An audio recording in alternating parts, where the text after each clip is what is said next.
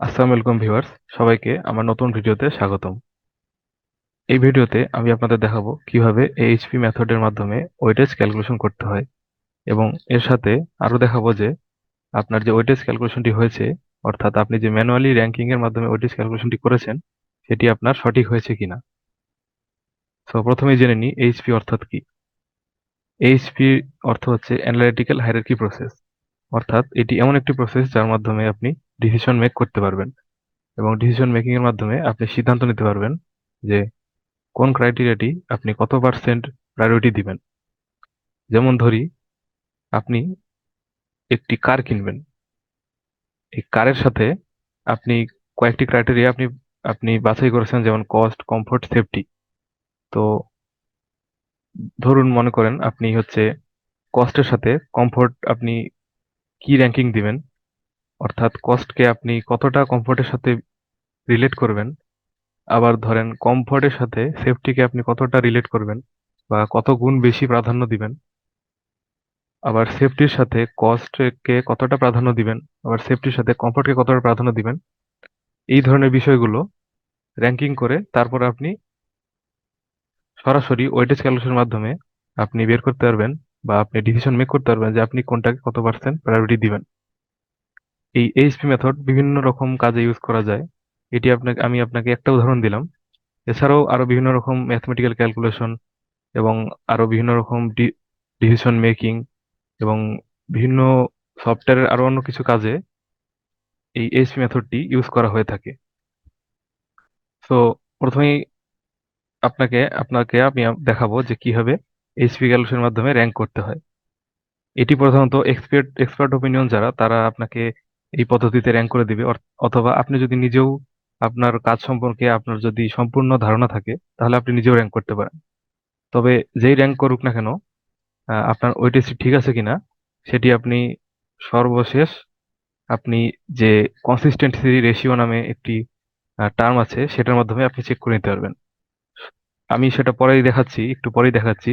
তো প্রথমেই দেখাই যে কিভাবে এর মাধ্যমে আপনি র্যাঙ্ক করবেন।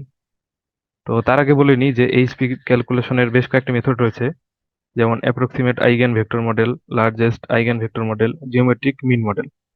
যে কোনো মেথডের মাধ্যমেই আপনি এই এইচপি টি ক্যালকুলেশন করতে পারবেন। তবে আমি যেই মেথডটি আপনাদের দেখাচ্ছি সেটা হচ্ছে অ্যাপ্রক্সিমেট আইগেন ভেক্টর মডেল, এবং অন্যান্য মডেলের চেয়ে এটি সবচেয়ে সহজতর।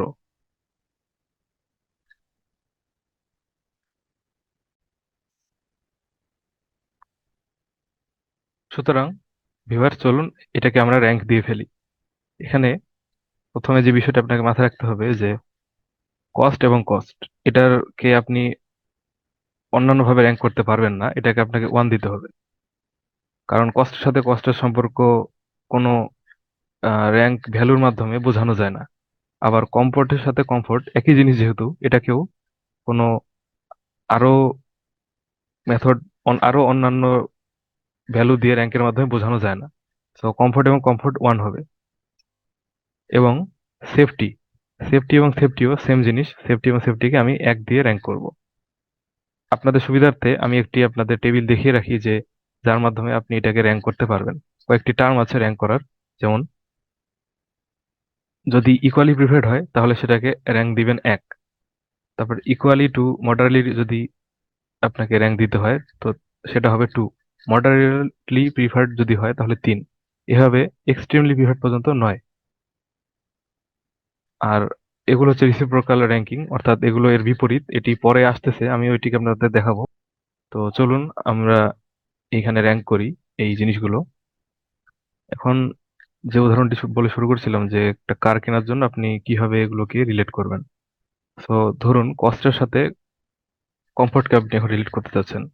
কস্টকে আপনি কমফোর্টের সাথে 5 গুণ বা 5 দিয়ে রিলেট করলেন, অর্থাৎ কস্ট কম, কমফোর্ট বেশি, এই ধরনের। এবং কস্টের সাথে সেফটিকে আপনি মনে করেন 4 দিয়ে রিলেট করলেন। ধরুন আপনি কমফোর্টের সাথে সেফটিকে 1/3 দিয়ে র্যাঙ্ক করবেন।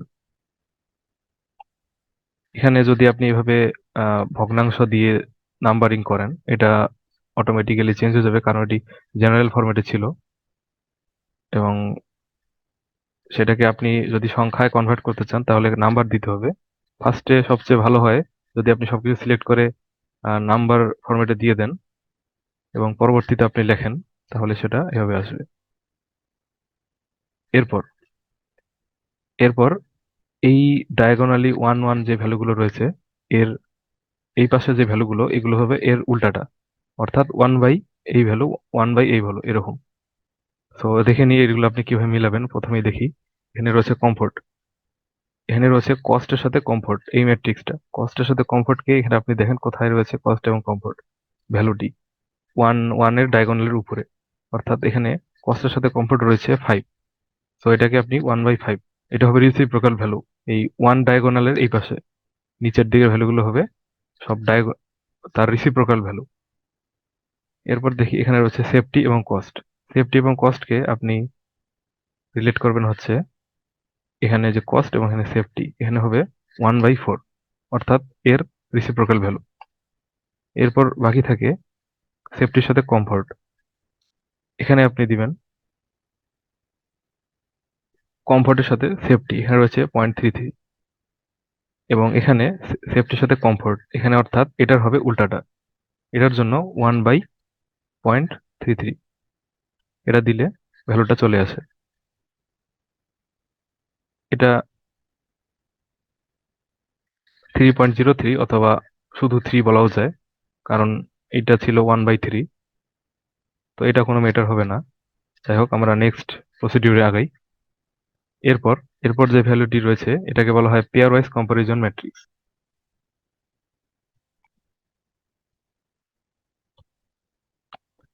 এরপর আপনি এগুলো টোটাল করবেন। টোটাল করার জন্য আমরা আগের ভিডিওগুলোতে দেখিয়েছি কিভাবে টোটাল সামেশন করতে হয়, অথবা যদি আপনি আগের ভিডিওগুলো না দেখে থাকেন তাহলে এখানেও দেখে নিতে পারেন কিভাবে সাম করতে হয়। এভাবে দিলে সাম চলে আসবে এবং এরপর প্রতিটি সাম করে নিতে হবে।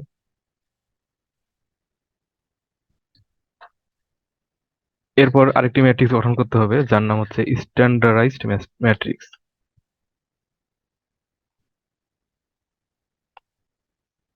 এখানেও এই জিনিসগুলো নিয়ে আসতে হবে আপনাকে বোঝার সুবিধার্থে। এগুলো আমি নর্মালি কপি পেস্ট করে বসিয়ে দিচ্ছি, সরি।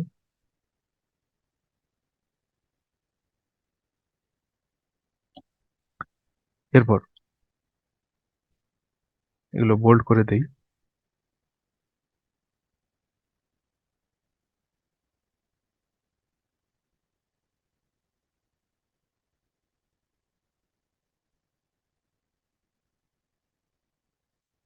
এরপর এরপর আপনার কাজ হচ্ছে প্রতিটা ভ্যালু বাই এর টোটাল, প্রতিটা ভ্যালু বাই এর টোটাল দিয়ে এভাবে সেকেন্ড, তারপর আবার এই ভ্যালু বাই টোটাল দিয়ে এখানে, এই ভ্যালু বাই টোটাল দিয়ে এখানে।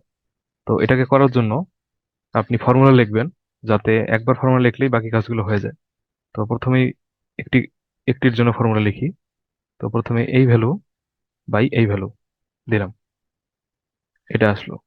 এখন এটা যেহেতু 8, এটাকে আমি যদি টান দেই তাহলে এক্সেল অটোমেটিক্যালি নিয়ে নিবে, কিন্তু নিচেতে কোনো ভ্যালু না থাকার কারণে এটা সে নিতে পারবে না। তো বাকি ভ্যালুগুলো এই ফর্মুলার মাধ্যমে আনার জন্য আমাকে এই সেলটিকে লক করে দিতে হবে। তো এটাকে লক করার জন্য এটা দেখি, এটা আছে C8 সেলে। এখন এই জায়গাতে আসি, এখানে দেখি এই যে C8, C8 এর এই 8-এর আগে আপনি যদি একটি ডলার সাইন দিয়ে দেন তাহলে এটা লক হয়ে যাবে। তারপর আমি যদি এটাকে নিচে টান দিই তাহলে এই ভ্যালুগুলো ক্যালকুলেট করে দিবে। আর যদি এই পাশে টান দিই তাহলে বাকি ভ্যালুগুলো সে ক্যালকুলেট করে দিবে। এখন সেটি আপনার ঠিক হচ্ছে কিনা আপনি ক্রস চেক করে দেখে নিতে পারেন। দেখুন, এখানে ক্লিক দিলাম এই ভ্যালু বাই এই ভ্যালু, এটা এই অ্যান্সার। এখানে ক্লিক দিলাম এই ভ্যালু বাই এই ভ্যালু, এটা অ্যান্সার। এখানে ক্লিক দিলাম এই ভ্যালু বাই এই ভ্যালু, এটা অ্যান্সার। আবার এখানে ক্লিক দেই এই ভ্যালু বাই এই ভ্যালু, এটা অ্যান্সার। এখানে ক্লিক দেই, সরি, এখানে ক্লিক দেই এই ভ্যালু বাই এই ভ্যালু, এটা অ্যান্সার। সেম এভাবে, আবার এভাবে, সরি,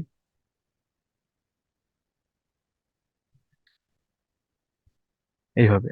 ভিউয়ার্স, স্ট্যান্ডার্ড ম্যাট্রিক্স এর ভ্যালুগুলো বের করে নেওয়ার পর আপনি যদি এখন এগুলোকে এভারেজ করে দেন সরাসরি, তাহলে আপনার যে ভ্যালুগুলো বের হবে সেটাই হচ্ছে আপনার ওয়েটেজ। সো এখানে লিখি ওয়েটেজ,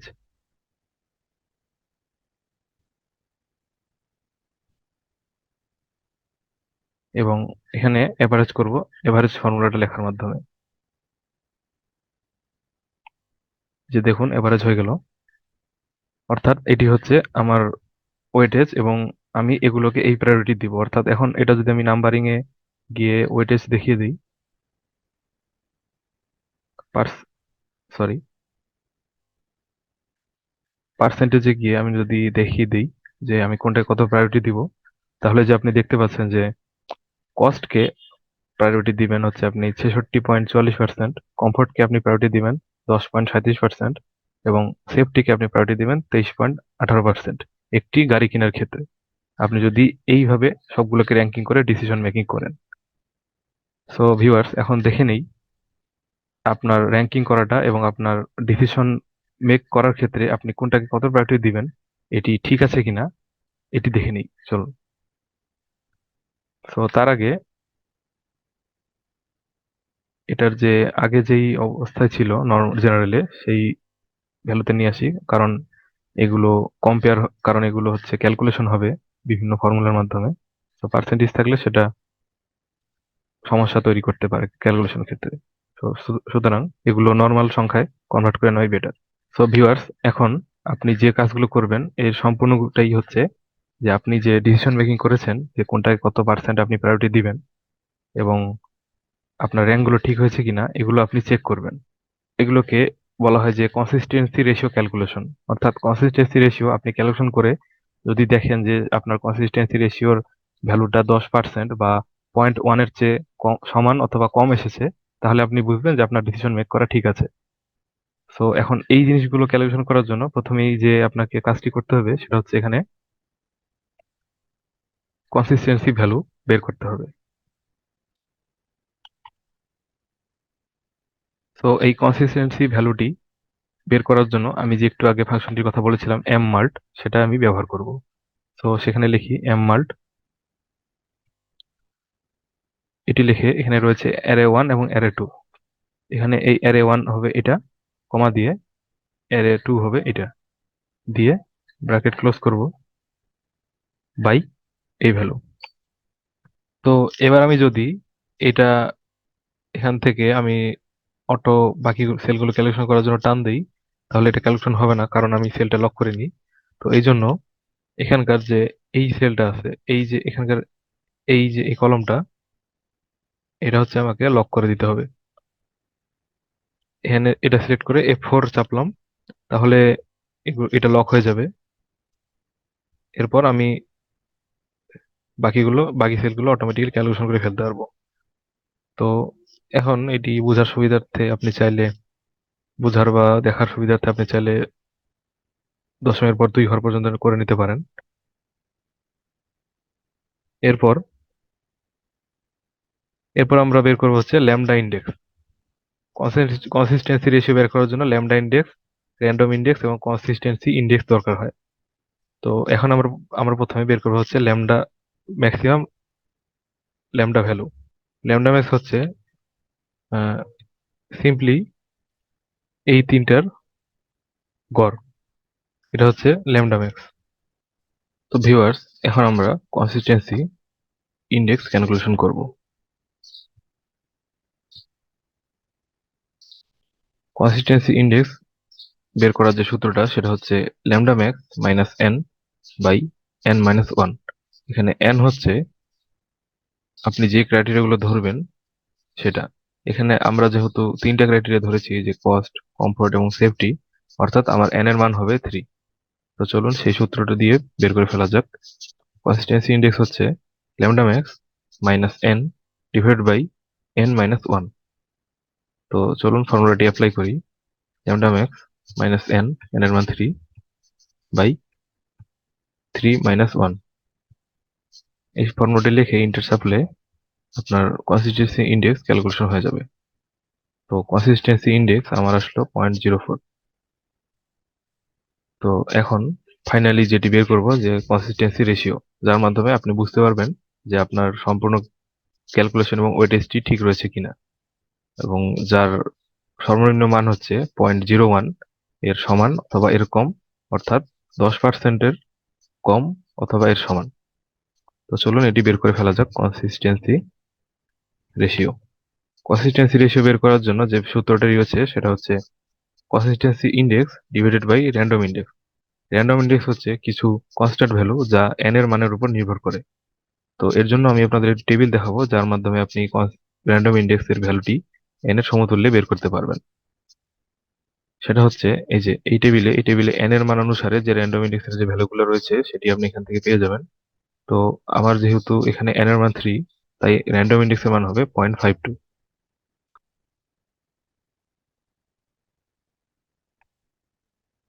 তো যেটা বললাম সূত্রটা হচ্ছে কনসিস্টেন্সি ইনডেক্স বাই 0.52। দেখুন ভিউয়ার্স, আমার কনসিস্টেন্সি রেশিও এসেছে 0.08। এটাকে একটু মিনিমাইজ করে দেই। হ্যাঁ, দেখুন ভিউয়ার্স, যে কনসিস্টেন্সি রেশিওটি এসেছে সেটা হচ্ছে 0.09, যা 0.1 এর চেয়ে কম। তো এটিকে ক্লিয়ারলি ডিফাইন করে দিতে এভাবে লেখা যায়। আমি আপনাদের বোঝার সুবিধার্থে এখানে এটা দিয়ে দেই যে 0.1, অর্থাৎ এটা হচ্ছে 0.1 এর সমান অথবা এর চেয়ে অনেক কম। তো ভিউয়ার্স, এইভাবে আপনি যে কোনো ডিসিশন মেকিং করতে পারবেন এইচপি মেথডের মাধ্যমে। এবং আপনি যেই ক্রাইটেরিয়াগুলো প্রায়োরিটি দিবেন সেটা হচ্ছে এই ওয়েটেজ, এবং এগুলো হচ্ছে আপনার সেই মান যেই ক্রাইটেরিয়াকে আপনি যতটা প্রায়োরিটি দিবেন। এবং এটা যথার্থটা বা এটা সঠিক কিনা তা বোঝার উপায় হচ্ছে এটাই। আমি আবারও এগুলো রিপিট করলাম।